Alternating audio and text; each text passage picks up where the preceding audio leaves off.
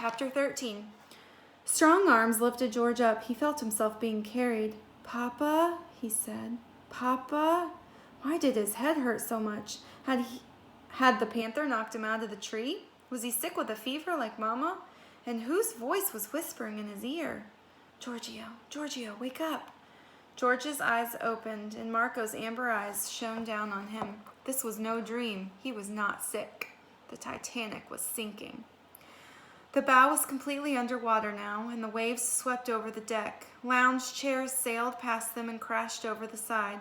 People clung to the rails. A few slipped and were swept overboard. Marco had wrapped one arm around the railing and the other around George. "It's time to go," Marco said. "Go where?" George said, even though he knew. They were going into the water. There was nowhere else for them to go. Marco held George's arm as they climbed over the railing. "When we jump out as far as you can," Marco said, "away from the ship." George filled his lungs with the icy air. "Jump!" Marco cried. George pushed his feet and leapt off of the boat. He closed his eyes, imagining that he had enormous wings that would take him soaring into the sky. But then he hit the water and down he went. And just when he was sure his lungs would pop, the ocean seemed to spit him back up. George sputtered. The water was so cold it felt like millions of needles were stabbing him. It hurt so much he couldn't move. Someone grabbed him by the life jacket and started dragging him away from the ship. It took George a few seconds to realize that it was Marco. He stopped to grab a door that was floating by. After helping George climb up on top, Marco found a crate for himself. It wasn't big enough to keep his feet out of the water, but it was better than nothing. The crate had a rope attached to it, and Marco tied it around his arm and handed the end to George. "Hold tight," he said. They turned and stared at the ship. The entire front was underwater, and the back had risen towards the sky. It groaned and squeaked and sparked. Black smoke poured from its funnels, and the lights flickered. It was like watching a fairy tale dragon stabbed and bleeding, fighting for its life. And finally it seemed to give up. The groaning stopped. The lights went dark, and the Titanic sank into the bubbling black water, down, down, down, down, until George closed his eyes. He couldn't make himself watch Mr. Andrews' beautiful ship disappear. A sound rose up around him, people calling for help, more and more people screaming and yelling, hundreds of voices swirling together like a howling wind. Marco pulled George away from the people in the wreckage. George couldn't believe how strong he was, how hard he kicked, and how his arms sliced through the water.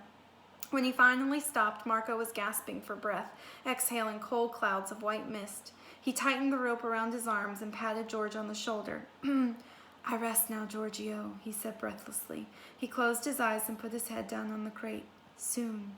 Soon what? George was afraid to ask. Soon it would be over? Soon they'd be rescued? Or soon they'd be swallowed up by darkness? George heard men talking somewhere close by. He looked around, relieved that he wasn't all by himself, and just to his shock, just ahead he saw a lifeboat. "Marco," he said, "wake up!" But Marco didn't move. His arms hung off the side of the crate and his feet dangled into the icy water.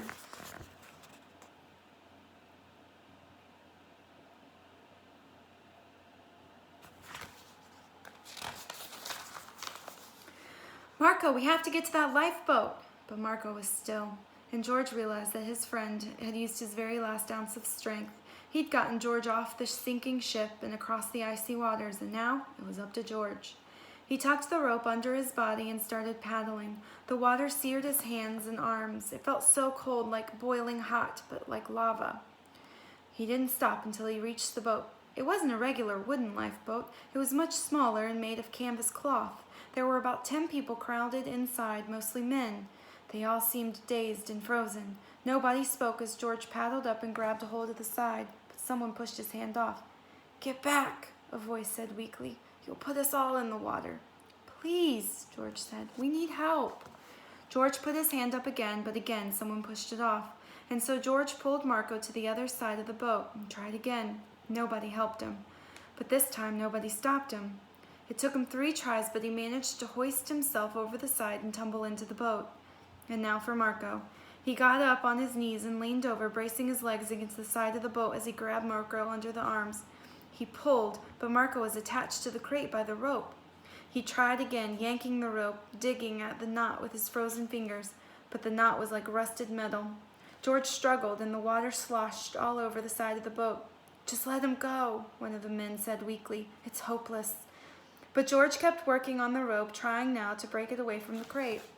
He was pulling so hard that at first he didn't notice Marco was slipping into the sea. "Please, somebody!" George screamed. "Can't you help us?" A woman from the front of the boat climbed back to George. She wore a black coat with her head and face hidden by a flowered shawl. As she pushed George aside, she pulled something out of her coat, a knife. With a clean cut, she sliced the rope and helped George pull Marco into the boat. Her hands looked surprisingly strong. George fell back exhausted.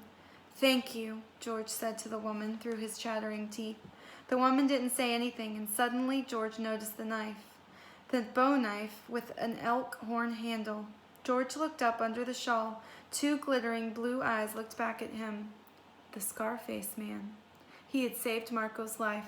Without a word, he handed George his knife and then looked away.